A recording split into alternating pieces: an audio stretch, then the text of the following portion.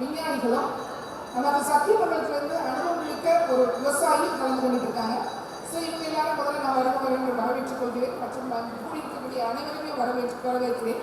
So என்னோட பேர் வந்து முனைவர் மு. சாந்தி. தமிழ்நாடு வேளாண்மை பல்கலைக்கழகத்தில் பயிர் பாதுகாப்பு மையத்தினுடைய இயக்குநராக இருக்கிறேன். ஸோ இந்த கருத்தரங்கை நான் வெளிப்படுத்தி ஸோ வாழையில் இருக்கக்கூடிய பூச்சிநோய் மேலாண்மையை பற்றி சொல்றதுக்கு இருக்கிறேன். ஸோ இந்த முக்கியமாக என்ன இதோட நோக்கம் அப்படின்னு சொன்னால், நஞ்சு இல்லாமல் உற்பத்தி பண்ணுறது எப்படி அப்படிங்கிறது தான் இன்னைக்கு நீங்கள் பேச போகிறாங்க. ஸோ நஞ்சு இல்லாமல் உற்பத்தி பண்ணணும் அப்படின்னா முக்கியமாக அதோடைய விதையிலேருந்து ஆரம்பிக்கணும். ஸோ விதையே வந்து நோய் தாக்காத ஒரு விதைகளாக, பூச்சித்தொகு தாக்காத ஒரு விதைகளாக நம்ம தேர்ந்தெடுத்து பண்ணணும். ஸோ இது போக நமக்கு வந்து அடுத்ததாக இதுக்கான எதிர்ப்பு திறன் இருக்கக்கூடிய ரகங்கள் எங்கெல்லாம் வாய்ப்பு இருக்கோ அங்கெல்லாம் எதிர்ப்பு திறனுடைய ரகங்களை பயன்படுத்தும் போது பூச்சி நோய் தாக்காமல் நம்ம வளர்க்கறதுக்கான வாய்ப்புகள் அதிகம். ஸோ அது போல நம்ம கண்காணிக்கணும். கரெக்டான நேரத்தில் நம்ம கண்காணித்து பூச்சி நோய் வர ஆரம்பிக்கிற சமயத்திலேயே நம்ம தடுப்பு முறைகளை எடுத்துட்டோம்னு சொன்னால் இதுக்கான கெமிக்கல் ரசாயன முறைகளை பயன்படுத்த வேண்டிய தேவை இருக்காது. ஸோ அதனால கண்காணிப்புங்கிறது ரொம்ப முக்கியம். கண்காணிப்பு பொறிகள் பல வகையான பொறிகள் இருக்கு. ஸோ சாறு புரிஞ்சக்கூடிய பூச்சிகளை கண்காணிக்கிறதுக்கு ஒட்டும் பொறிகள் இருக்கிறது. ஸோ இலைகளை முன்னும் பூச்சிகள் இல்லைன்னா குறைந்து சாப்பிடக்கூடிய புழுக்களை கண்காணிக்கிறதுக்கான இனக்கவர்ச்சி பொறிகள் இருக்கு. ஸோ இது மாதிரி பல வகையான பொறிகள் நமக்கு பயன்பாட்டில் இருக்கு. ஸோ அந்த மாதிரி பொறிகளை பயன்படுத்தணும் பூச்சிகளை கண்காணிக்கிறது. இது போக நோய் கண்காணிக்கிறதுக்குமே இப்போ ஸ்போர்ட்ஸ் அப்படிங்கிற ஒரு பொறிகள் நம்ம உருவாக்கியிருக்கோம். ஸோ அது மூலமா இந்த நோய் கிருமிகள் நம்ம வயல்ல இருக்க காற்று அடிச்சுட்டு வருது அப்படின்னு சொன்னால் அதை தெரிஞ்சுக்கிறதுக்கான வாய்ப்புகள் இருக்குது. ஸோ இந்த மாதிரி பல வகையான ஆராய்ச்சிகள் நடந்துட்டு இருக்கு. அது போக நமக்கு வந்து பூச்சி நோய் தாக்குதல் ஆரம்பிச்சிருச்சு அப்படின்னு சொன்னால் நம்ம தாவர பூச்சிக்கொல்லிகள் பயன்படுத்தலாம். விதை நேர்த்தி மூலமாகவும் நம்ம பூச்சி நோயை தவிர்க்கிறதுக்கான பல வாய்ப்புகள் இருக்கு. ஸோ இதில் இது தவிர உயிரியல் முறை, அதாவது ஒட்டுண்ணிகள், இறைவிலிகள், எதிர் உயிரிகளான பாக்டீரியா, பூஞ்சனம் கொண்டும் நம்ம நோய்களை கட்டுப்படுத்த முடியும். இது மாதிரி பல வகையான முறைகளை கடைபிடிக்கிறது மூலமா நஞ்சு இல்லாமல் நம்ம உற்பத்தி பண்ணுறதுக்கு பல வகைகள் இருக்கு. ஸோ அதனால விவசாயிக்கு முக்கியமாக நாங்கள் சொல்ல விரும்புறது என்னன்னா, பூச்சியோ நோயோ பார்த்த உடனே ரசாயன கொல்லிகளை பயன்படுத்தாம ஆரம்ப நிலையை கண்காணிச்சு பல வகையான இயற்கை வழி முறைகளையே நம்ம கட்டுப்படுத்துறதுக்கான வாய்ப்புகள் இருக்கு. அதான ஆரம்பத்தில் பார்த்தா மட்டும்தான் அதை பண்ண முடியும். கடைசியில் ரொம்ப ஜாஸ்தியாக போச்சுன்னா ஒரு வழியில ரசாயன கொள்கை தான் போக வேண்டியிருக்கும். அதனால ஆரம்பத்துல இருந்தே நம்ம ரசாயன கொள்கைகளை பயன்படுத்தாமல் இருக்கிறதுக்கு என்ன வழிமுறைகளாக இருக்கோ அதை பயன்படுத்தி நம்ம பூச்சி நோய்களை கட்டுப்படுத்துறத நம்ம முயற்சி எடுக்கணும் அப்படின்னு சொல்லிட்டு தான் முக்கியமான நோக்கம் இந்த கருத்தரங்குக்கு. கரும்பு, மஞ்சள், மரவள்ளி மற்றும் மரவள்ளி, வாழை, இந்த பயிர்களை பற்றி தான் பார்க்க போகிறோம். வாழை பொறுத்தவரைக்கும் பார்த்தோம்னு சொன்னால் நம்ம தேர்ந்தெடுக்கிற ரகங்கள் நல்ல ரகங்களாக இருக்கணும். பூச்சி நோய் தாக்காத ரகங்கள் எடுக்கணும். இதில் நம்ம வாழைகளை பொறுத்த வரைக்கும் அதிகமாக தாக்கக்கூடிய பூச்சின்னு பார்த்தா வண்டுகள், கூண் வண்டு, தண்டு கூண் வண்டு, இல்லை அடியில் ரைசோம தாக்கக்கூடிய வண்டுகள். இதோடைய தாக்குதல் இல்லாமல் இருக்கிறதுக்கு நம்ம இதோடைய ஆரம்ப நிலையிலேயே இந்த வாழை தண்டுகளை குறுக்கால நீர்ப்பாட்டில் விவசாயத்துக்கு பயன்படக்கூடிய கருப்பு பூச்சி நோய்களை பற்றின விளக்கப்படம், வண்ணப்படங்களோட புத்தகம் வெளியிட்டிருக்காரு. இது மாதிரி நிறைய அனுபவம் பெற்ற திரு முனைவர் ராமசுந்தர் அவர்களை நாம் வருக வேண்டும். கருப்பு வரக்கூடிய பூச்சி நோய். இந்த மேடையில் கரும்பை தாக்கும் குருத்து மாவு பூச்சியும் அதனை கட்டுப்படுத்தும் முறைகளும் என்ற தலைப்பில் உங்களோட உரையாடுவதில் எனக்கு மிக்க மகிழ்ச்சி. ஆக்சுவலாக அகில இந்திய அளவில் 200க்கும் மேற்பட்ட பூச்சிகள் கரும்பை தாக்கி சேதத்தை ஏற்படுத்துவதாக ஆராய்ச்சி கட்டுரைகள் குறிப்பிடுகின்றன.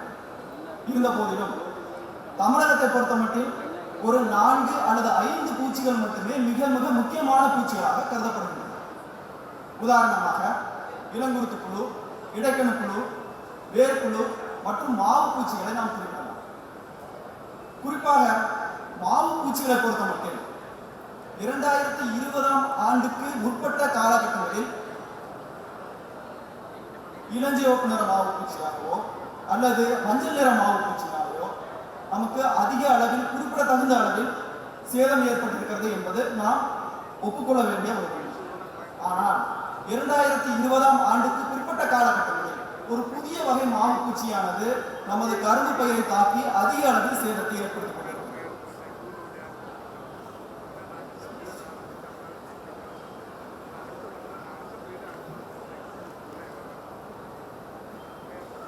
ஸோ நான் ஏற்கனவே குறிப்பிட்டது போல 2020ஆம் ஆண்டுக்கு முற்பட்ட காலகட்டங்களில் இளஞ்சிவப்பு நிற மாவு பூச்சியோ அல்லது மஞ்சள் நிற மாவு பூச்சியினாலேயோ அதிக அளவு மகசூல் இழப்பு ஏற்பட்டு கொண்டிருந்தது. ஆனால் 2020 ஆண்டுக்கு பிற்பட்ட காலகட்டங்களில் ஒரு புதிய வகை மாவு பூச்சியானது நமது கரும்பு பயிரை தாக்கி அதிக அளவு சேதாரத்தை ஏற்படுத்திக் கொண்டிருக்கிறது. இந்த மாவு பூச்சி எங்கு, எப்பொழுது, எப்படி நமது கரும்பு பயிருக்கு சேதாரத்தை ஏற்படுத்துகிறது என்பதை பற்றி நான் உங்களோடு பகிர்ந்து கொள்வது மிக்க மகிழ்ச்சி அடைகிறேன்.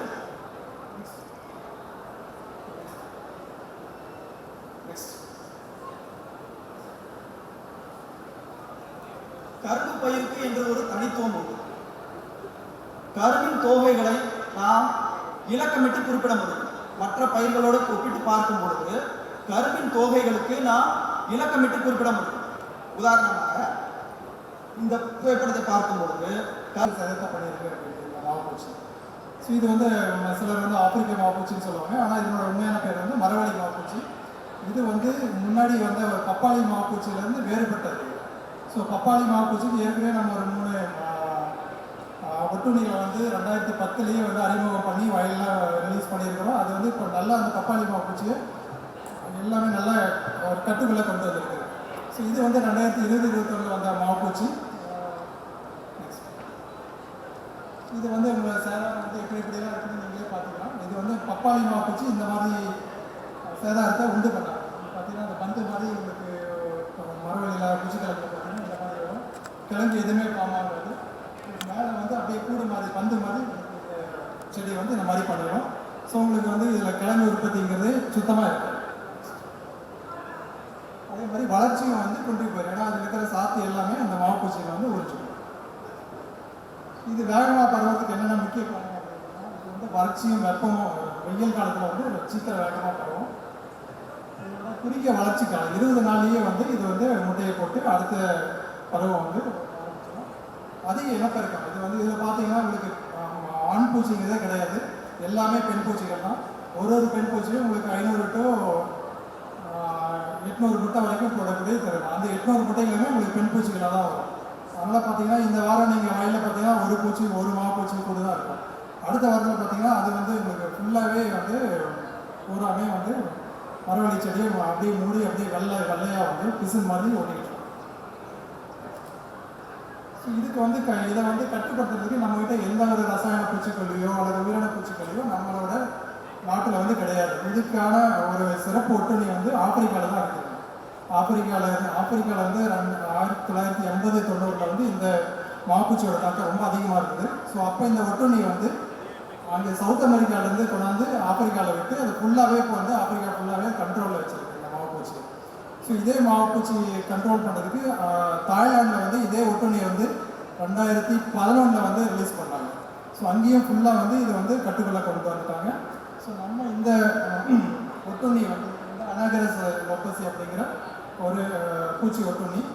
இதை வந்து நம்ம வந்து பெங்களூரில் இருக்கிற எங்களோட நிறுவனம் வந்து தமிழ்நாடு வேளாண்மை பல்கலைக்கழகத்தோட கூட்டு பயிற்சியில் இதை வந்து 2022 நம்மளோட மரவள்ளி ஆராய்ச்சி நிலையம் ஏத்தாப்பூரில் இருக்கிற அங்கே மரவள்ளி ஆராய்ச்சி நிலையத்தில் முதல்ல வந்து இந்த வயல்வெளியில் விட்டோம்.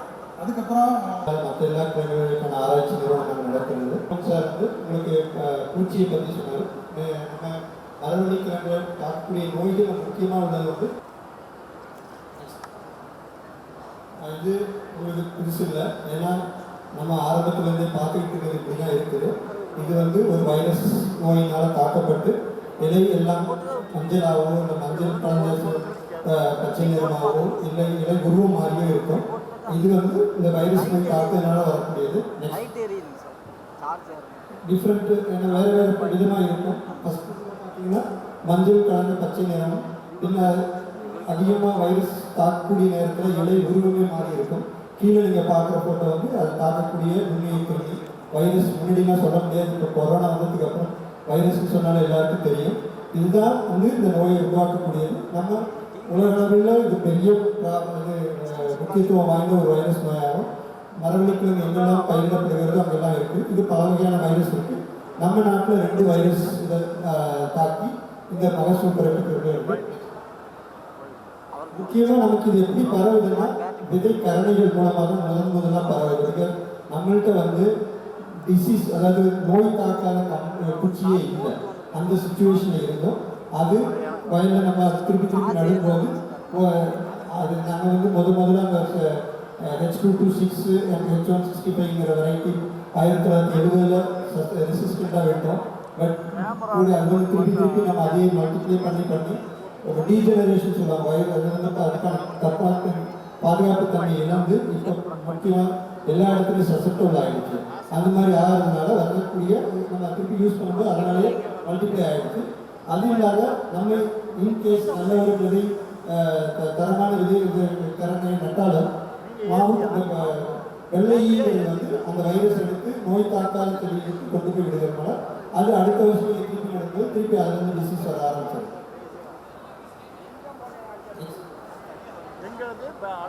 அதனால வந்து முக்கியமா நோய் தாக்கிய விதைக்கிறது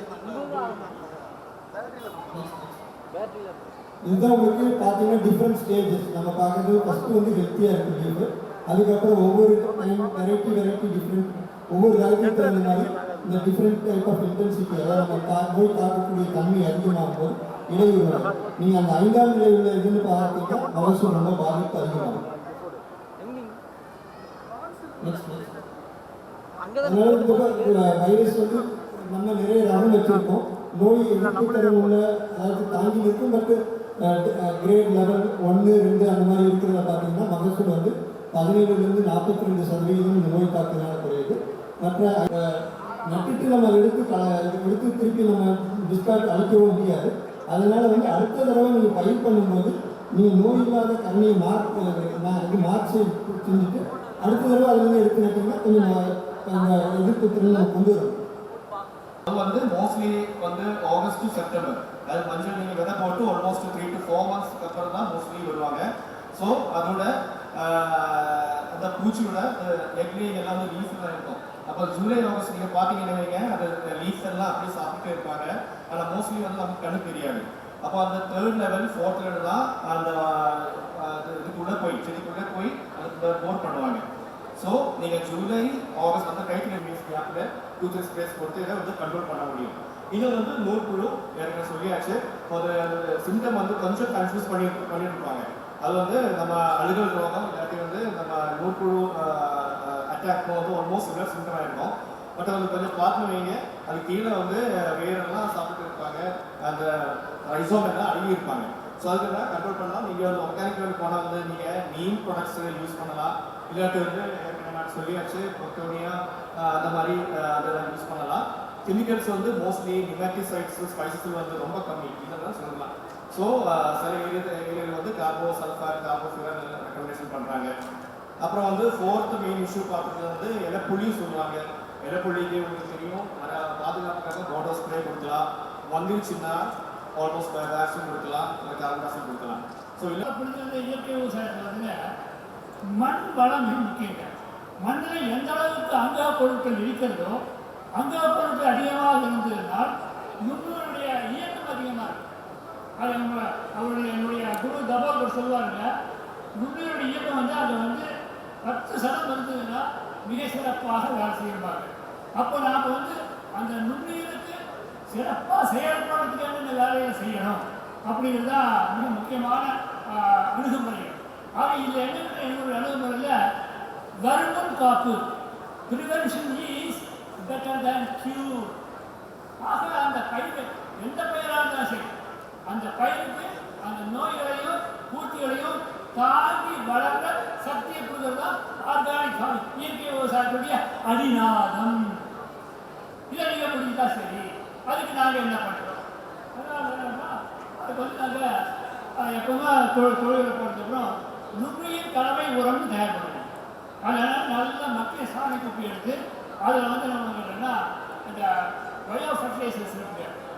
அசோஸ்பைலம், குளோபோனோபாக்டர், பாசோபாக்டீரியா, பொட்டாஷ் பாக்டீரியா, வேன், இது உயிர் உரங்கள். அதுக்கப்புறம் பூச நோயை தாக்குவதற்கு Pseudomonas, Trichoderma viride, Bacillus plus ஹார்சியான் அதனால் போடுவோம். அதுக்கப்புறம் நெமட்டோடுக்கு பேசிலோமைசிஸ் அண்ட் போக்கோனியா இதை போடுவோம். அதற்கு பிறகு சாறு மருந்து பூச்சிகளை கட்டுப்படுத்துறதுக்கு வெர்டிசிலியம் மெக்கானி அடுத்து குழுக்கள் குரூப் கிளப்னு சொன்னாங்க, கூட்டு குழு சொன்னாங்க.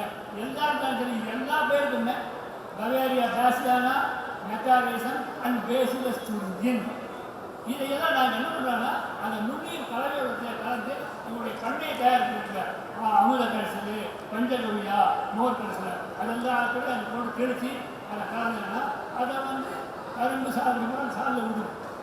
மஞ்சளாக இருந்தால் மஞ்சளுக்கு வெள்ளை சாப்பிட விடும். வாழையாக இருந்தால் வாழைக்கண் நடப்போம்னா வாழைக்கணக்கு அதை நுண்ணுயிர்காக போட்டு நட்டுவிடும். ஆக ஆரம்பத்தையே அதை பாதுகாப்பு.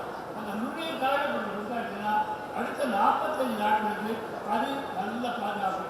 45 நாளுக்கு அப்புறம் மாதம் ஒரு முறை இத்தனை ஐட்டத்தையும் லிக்விட் ஃபார்மில் ஏக்கருக்கு 250 300 மில்லி மாதம் உங்களுடைய பண்ணை தயாரிப்பதற்கான கொடுத்து அதனால தான் நுண்ணுயிர் கலவையோட தயாரிக்கிறாங்க. அதை வந்து பண்ணை கரைசல்லாம் போட்டு அதை நுண்ணுயிரை போட்டு கலக்கிட்டோம்னா அது இந்த மாதிரி சுடியை போட்டு வச்சுக்கணும். நீங்கள் 30 நாள் வரைக்கும் பயன்படுத்தலாம். அது ஈரங்காயாக செஞ்சால் சரி உங்களுக்கு மிகச்சிறப்பான ரிசல்ட் கொடுக்கும். எல்லா விழாவையும்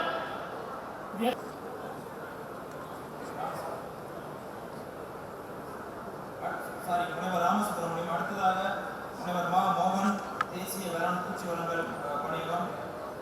அடுத்தபடியாக முனைவர் தா மகேஷ்குமார், மத்திய கிழங்கு ஆராய்ச்சி நிறுவனம். அடுத்தபடியாக முனைவர் பிஜு, முதன்மை விஞ்ஞானி, இந்தியன் ஸ்பைசஸ் ரிசர்ச். அடுத்தபடியாக திரு சுந்தராமன் ஐயா, முன்னோடி விவசாயி, சத்தியமன். இந்த அடுத்த ஒரு அரை மணி நேரம் கழித்து நம்முடைய 2 மணிக்கு இதே அரங்கில் வேளாண் காடுகள் மற்றும் வனவியல் தொழில்நுட்பங்கள்